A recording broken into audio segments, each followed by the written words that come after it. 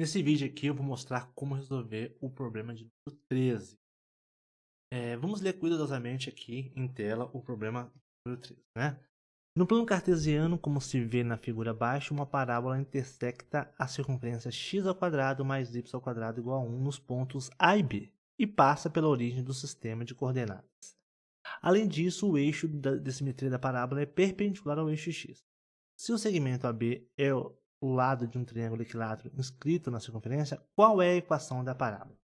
Vamos fazer algumas anotações então aqui, como eu mencionei, e depois vamos para o GeoGebra. Então vou clicar aqui na minha caneta e agora eu vou fazer anotações aqui, né? Bom, a primeira coisa que a gente sabe é o seguinte, ó, esse ponto A aqui ele tem coordenadas quanto? Bom, me parece que as coordenadas são -1, 0. Então você vê aqui, ó, -1 e 0. Essas são as coordenadas do ponto A. Quais são as coordenadas do ponto B? Se eu pensar que tem um ângulo central aqui, né, esse aqui é um triângulo equilátero, o AB, e se eu colocar um ponto C aqui, ó, eu tenho um triângulo equilátero, certo? Então quer dizer, se eu tenho um ângulo central aqui, daqui, né, até aqui, ó, de 120 graus. Então aqui é 60 graus. Então se aqui é 60 graus, nossos conhecimentos de trigonometria nos ajudam a perceber que aqui então é meio para x e é o que? Raiz de 3/2 para y. Isso é importante porque isso vai nos ajudar a minimizar passos na resolução que a gente vai fazer no GeoGebra. Então no GeoGebra eu vou entrar com essas informações que eu acabei de marcar aqui, né, ó, no meu rascunho no Word. Eu vou utilizar a janela CAS e vou digitar esses valores. Então eu tenho lá o seguinte, ó, eu tenho que A é igual ao que? -1, 0. Eu tenho que B é igual ao que? Meio e o que? Essa aqui é RT, que é a raiz, né? Raiz de 3 dividido por 2. Então, esses valores são importantes e eu vou utilizá-los.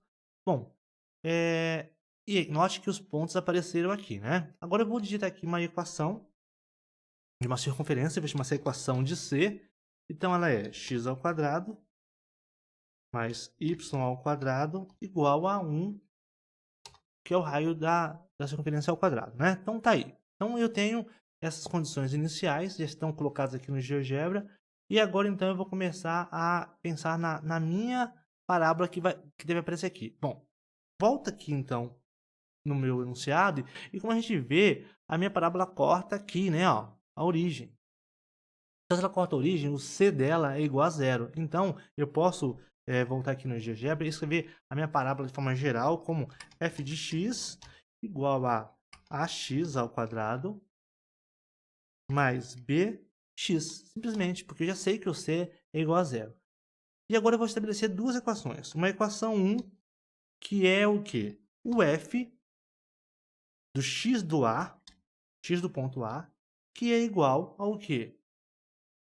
Ao y do ponto A. Então, eu tenho aqui, ó, eu pego o x de A, aplico na função f e igualo ao y de A. Por quê? Porque a parábola passa por esse ponto. Eu obtenho uma equação aqui. Certo? Agora eu pego lá, equação 2, e faço o seguinte. O f do x do ponto B... Opa! Volto de novo. Equação 2. O f do x do ponto B é igual ao y do ponto B. Teclo Enter e aí está. Não nomeou como equação 2, por quê? Vou digitar aqui novamente equação 2. Olha, ele não quer, tá teimando, né? Perfeito. Então agora eu tenho essas duas equações e vou trabalhar com essas duas equações. Vou resolvê-las em termos de A e B. Então você vê aqui, ó. Resolver um conjunto de equações em que uma chama-se equação 1 e a outra o GeoGebra teimou em nomear de D. Nas variáveis o que? A e B.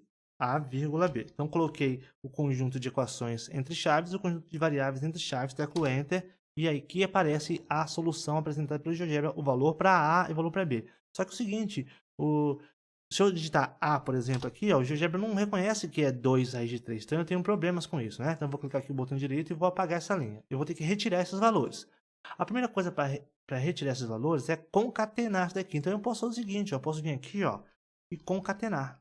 Concatenar lá no comando lá em cima mesmo. O que faz concatenar? Faz essas duas chaves, duas listas, virar uma lista só. E aqui tá.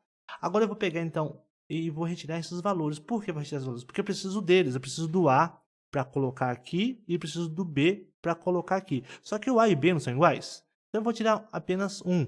Se fossem diferentes, eu poderia tirar um de cada vez, né? Então para tirar um de cada vez, eu faço o seguinte: ó, eu quero o lado direito. O lado direito de quem? O lado direito do elemento. Que elemento? De que lista? O elemento da lista que está na linha 7, o elemento 1. Teclo Enter. Então tá aí. Então este cara é o valor de A. E também ele, coincidentemente, é o valor de B. Mas se eu mudasse a equação, teria problemas. Então eu vou fazer o seguinte, ó, eu repito, não tem problema não. Lado direito do elemento 2 vai dar o mesmo valor. Esse aqui é o A, esse aqui é o B. E agora eu pego, então, esses caras e substituo aonde? Substituo na minha função que está aqui, ó. Certo? Então eu faço o quê, ó? Substituir em que expressão? Na f de x. O quê? O A, pelo que está onde? Na linha 8. Na linha 8. Como eu ainda quero fazer uma outra substituição, eu dou um Ctrl X e escrevo de novo. Substituir. Na expressão que eu acabei de substituir, o quê? Ah, substituir o B. Pelo quê? Pelo que está na linha 9. E aí eu vou chamar essa função de um nome, né? Para que ela fique uma função. Lá então eu vou chamar de g de x. Um lado foi chamado de g ainda, g dois pontos igual. E aí eu clico aqui e vou dar Enter. Ao fazer isso, olha lá. Está a minha função aqui e ela aparece aqui, ó, desenhada, ó. Então eu vou até clicar aqui sobre ela. Ver se eu abrindo aqui, eu consigo modificar um pouquinho a espessura do fio e consigo modificar aqui a cor para vermelha. Essa é a minha expressão que eu acabei de encontrar utilizando essas condições que eu tracei inicialmente aqui no enunciado do problema e utilizando a janela CAS eu consegui descobrir como que se comporta a minha parábola, né? Interessante esse encadeamento da solução aqui, né? Que amarra as coisas umas às outras, né? Então eu tenho aqui certinho e se mudar algum parâmetro aqui, as coisas são calculadas e obtenho uma outra função. Então com isso está resolvido o problema de número 13.